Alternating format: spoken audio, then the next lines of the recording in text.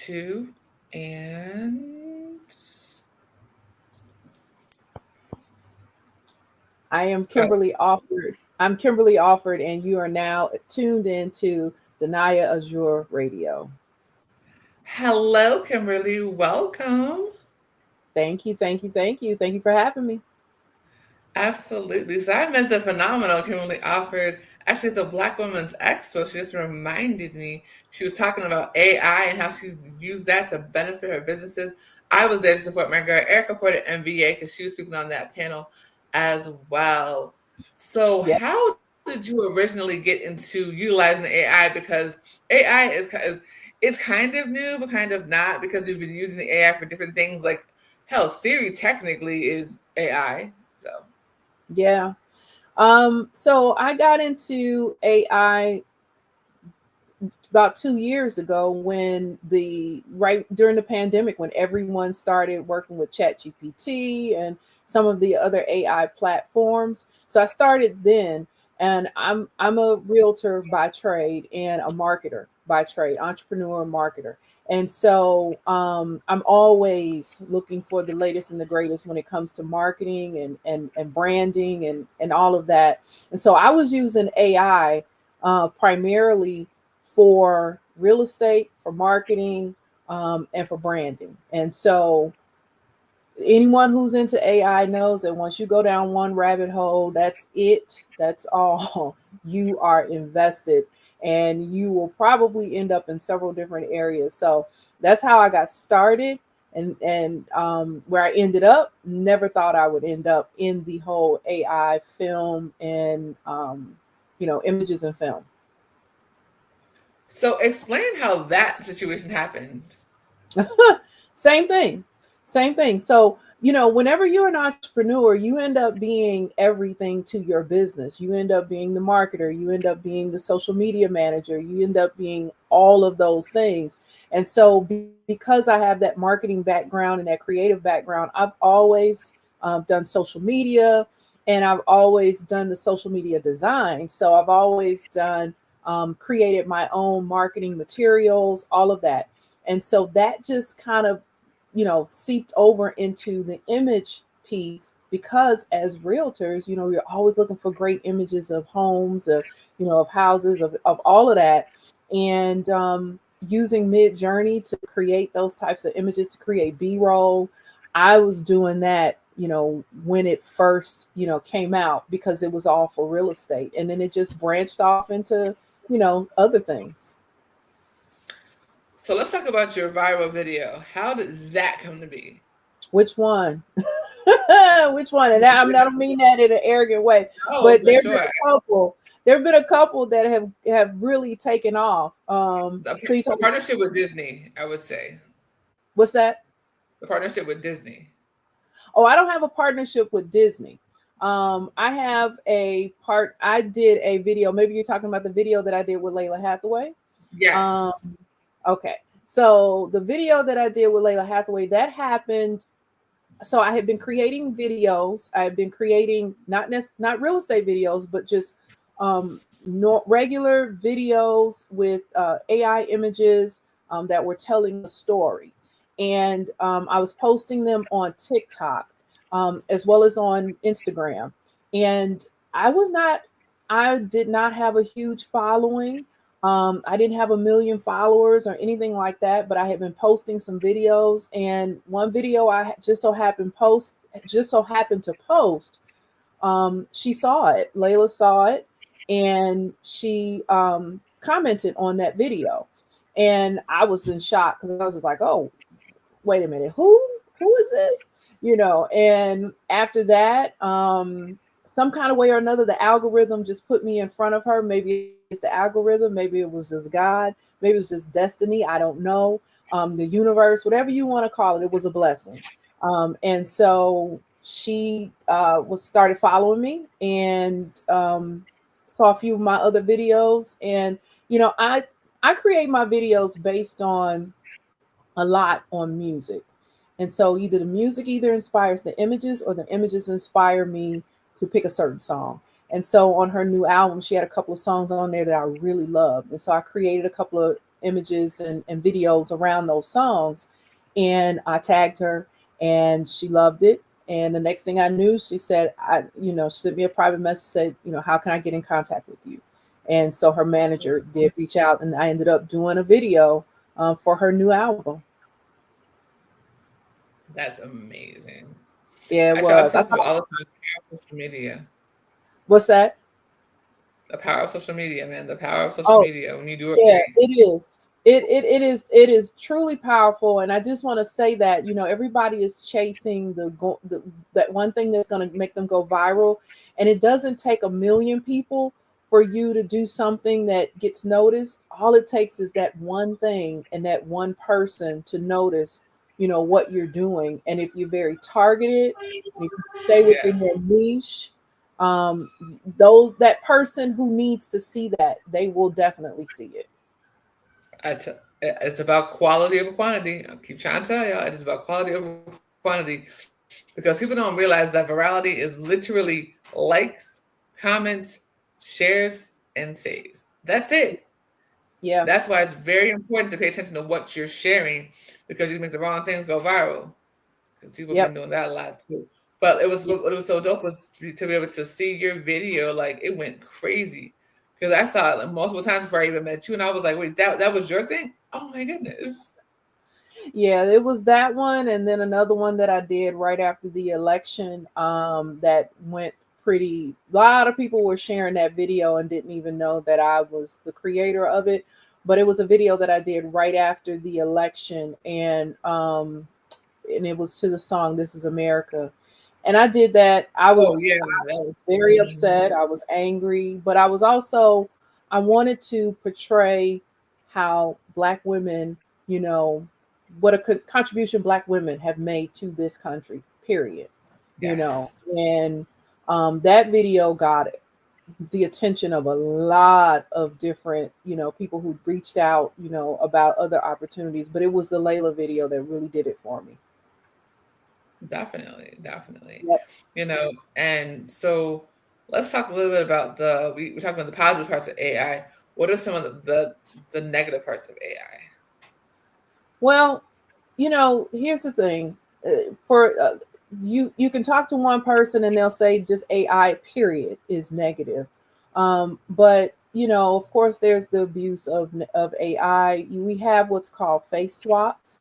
It is very easy to swap someone's face onto image and portray that image in a negative way. It is very easy to what's called deep fakes, where you're taking AI images and you're not letting people know that they're not AI and they're very realistic, what's called photorealistic images. And people don't realize that they are looking at AI images. So, those are just some of the negative things that can occur with AI. But then one of the things that I always talk about a lot is AI bias. And so that's one of the things, those are actually a few of the things that are, can be negative about AI, but we have there are some safeguards in place, but we have to just be very diligent to just pay attention, just like anything else that's inaccurate or inaccurate. Yeah. Absolutely. And Kim Offord is my guest here on Denia Azure Radio. I think when it comes to AI and the times that we're in, we have a really good opportunity because we can make some incredible pieces, right? It's a whole different way to create art. You can literally you can imagine something and you can create it, which is super dope. Hmm. So when it comes to kids using AI, what do you think is the first step that they should take? um well, I mean, well, first of all, of course, there should be some level of supervision in that, that they are using the AI appropriately and correctly. But I think that it is essential for our youth to start using AI, because by the time they become adults and in the workforce, that AI is what they will need to understand and be able to do. And so the first thing, yeah, AI is fun, and this is for anybody, not just children. Um, AI is, when you're getting into image generation and that type of stuff, it's fun. It's, you can get really creative with it. But the first thing you want to learn is how to prompt. Prompting is so important in this day and age. Um, if anyone who is starting out in AI, just learning how to prompt, they will set themselves up for success in just about any AI platform that they, go on. And so that would be my number one thing is learn how to prompt, even if it's the most basic and simple prompt there is out there. What are some of the tips when it comes to learning how to prompt? Because that's where I definitely struggle when it comes to this. The AI pieces is making sure that the prompt is what I want, so it's um so that the image, especially, comes out the way that I want it to. It's easier with text, but when it comes to images, what are some of the tips and tricks? Give me at least a couple of tips and tricks when you're trying to prompt to create images or videos. So, mm, okay. So I get this all the time. People ask me, or they'll say, I'm putting the prompts in and I'm prompting, but they don't look anything like your stuff, or they don't look anything like this person's, stuff. What, first of all, what type of image are you trying to create? That's the first thing. If it is a photorealistic image, which are those images that I create, are the ones that you really can't tell whether or not it's real or not. You kind of know it's not, but they look very real. You have to think about, first of all, if I was watching television or watching a movie, what do I see? What is it that I see? So I'll give you an example. So if I say to you, there's a woman walking down the street, that opens the door for your imagination to imagine any woman walking down the street. It could be a cartoon, it could be a real woman walking down the street, it could be, an older woman, it could be a younger woman. I left it wide open, right? Right. But when you go into, let's say, a restaurant and you say, I want a hamburger with onions, pickle, lettuce, no mustard. Put ketchup on it. Put the bun on the side. And I would like French fries with salt and pepper and on a plate. And it's white. It's a white plate. You've given very specific parameters around what it is that you want. And that's how you have to describe your images. And you have to think about this too. If I'm watching television and I see a movie, the movie Star Wars, let's just use that as an example. If you're talking about the movie Star Wars, and then you look at the movie, let's say Wicked, are those two movies filmed the same? They are not. They probably didn't use the same type of film. They didn't use the same type of cameras. They didn't have the same type of vibrant colors. One may be a little bit more muted and Western looking, as opposed to the other one being very vibrant. And so you have to think about that too when it comes to prompting for images. How do you visually, how do you visualize it? How do you see that image visually? And so if you learn how to, describe those images in that way, you'll start to get something totally different. So you may say, a lot of my images, I'll describe the object, what they're doing. I'm very specific. What type of image it is. Is it a photograph? Is it an illustration? Is it a cinematic still? And then I'm going to describe what type of camera it was taken with and what type of film it was taken on. And then and then my prompts, they get a little bit more detailed, but they're actually very simple. It's very simple as that. I love it. I love it because, like I said, when the way you described it is definitely a nightmare to a waiter, but but it makes sense Mm-hmm. in terms of exactly what you want and being incredibly detailed because AI does not know. You have to Yeah, tell AI what you want it to do because it's still because as you know, as intelligent as it still needs us to guide it, right? yeah, absolutely. And then you have to just talk to it the way that you would talk to your friend. If you, I mean, you may be that friend, or you may have a friend that every time they describe or tell you about something that happened yesterday or day before yesterday or at their job, you have that one person who's real descriptive, and you want to say to them, get to the point, right?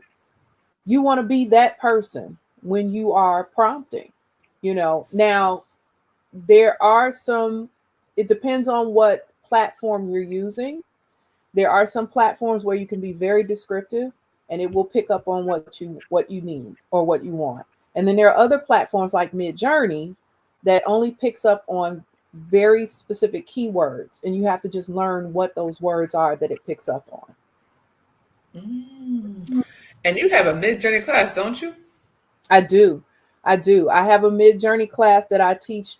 I have a photorealistic intensive that I teach on my.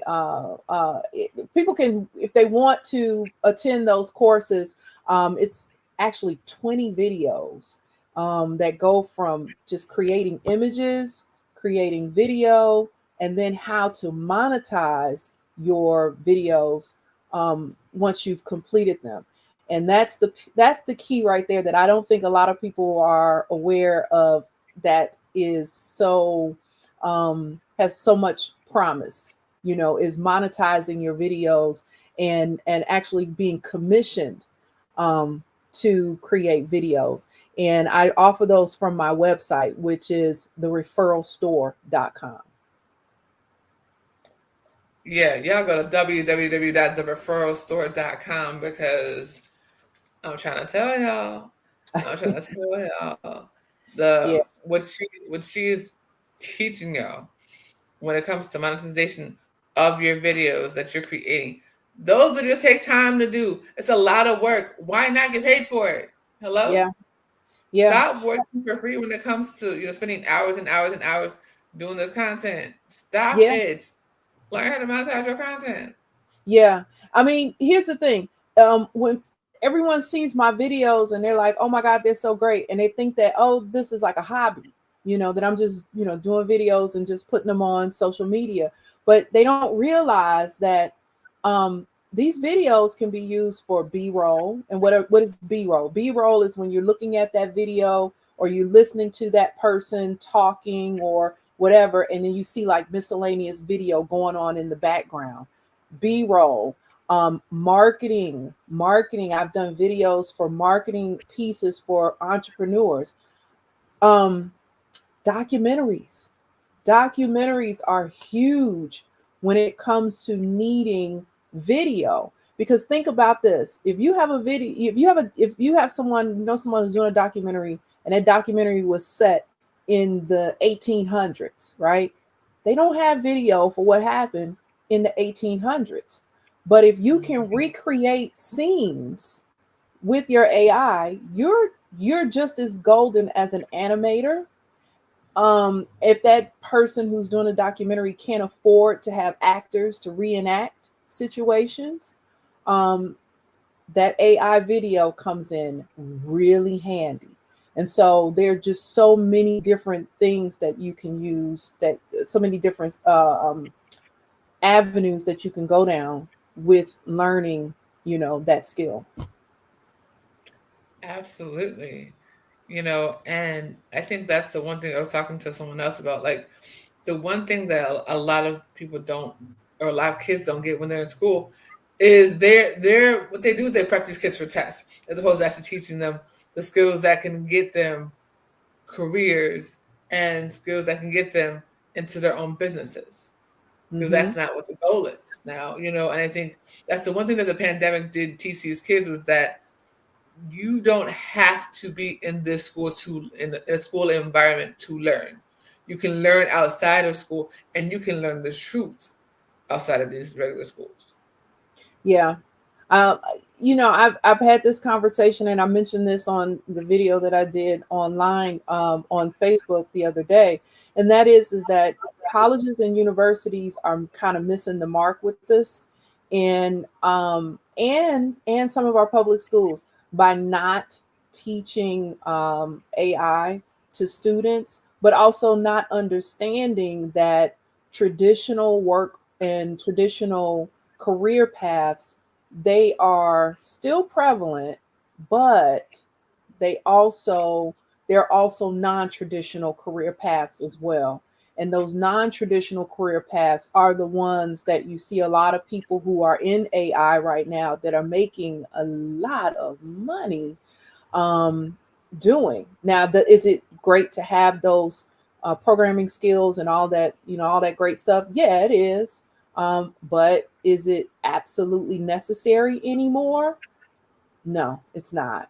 And so we've got to see a shift in that direction when it comes to our education systems, because if not, they're not going to be prepared. Absolutely. So, when everything is said and done, what do you want your legacy to be? Ooh, that's a good question.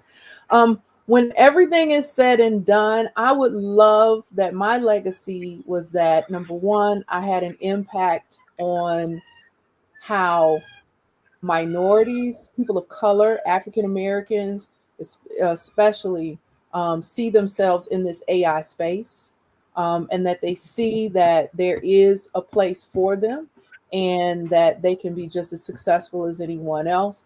I would hope that my legacy also is that you can be just as creative as you want to be with whatever tools you have at hand. I am an art collector, and I love and believe in supporting traditional artists. I will that is very important to me. I have a great art collection, and I will continue to, support traditional artists. But I don't want anyone to ever think that, because you didn't take a pen and draw it, or that you didn't, do whatever the traditional means are, that that is not art form that's coming out of your imagination, and that you can be great, in doing that. And then also making sure that, yeah, we're included in that conversation and that we are doing what we need to do to combat AI bias as well. Can you explain how important it is for these young kids to see representation when it comes to the AI space? I mean, it's just as important as seeing representation in any other space. Um, you know, any path that leads to career fulfillment.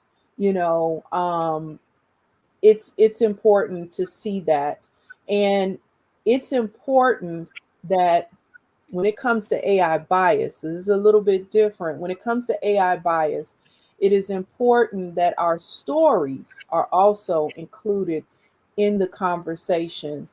As you see, we got, folks are banning books, that Hmm. tell our story, banning classes that tell our stories. And so this is just another way for not only for us to see, someone who's doing this, but it's also a way for us to see ourselves. And that is so important, just through storytelling, through representation, just through it all, basically.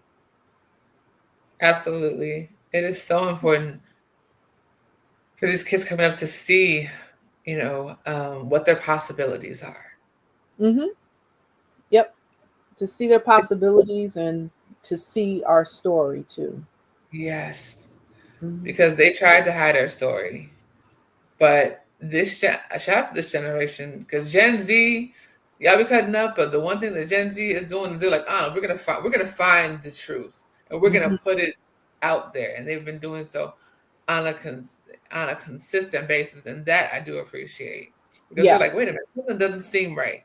Let's go dig deeper. They are curious, honey, and I think that really has helped for people to see more of Yeah. what we never saw in school because we learned the same things every year, no matter Yep. what grade you were in. Same Yeah. thing, Black History Month, same couple people. We had no Mhm. idea how many things we invented.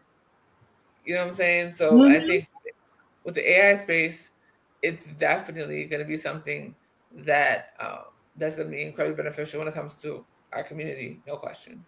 Yeah. And children have they don't have the learning curve that we do. And so they have the opportunity to really excel in this. They absolutely do. Most definitely. Well, thank you so much for coming on. You are so incredible. Oh, thank you. I appreciate it. And you're incredible too for even having the show. Thank you. So, can you go ahead and tell everybody where they can find you, follow Okay. you, and most importantly, book you? All right. So I am on pretty much all of the social media platforms at this time. I am on Facebook. I am on Instagram. I am on TikTok for however long TikTok is around. We'll see. And I am also on Fanbase, and I am under the same name under everything Kimberly Offered. I'm also my images are under the name Playground Pastime, and so my website is playgroundpastime.ai, and that you can find me there.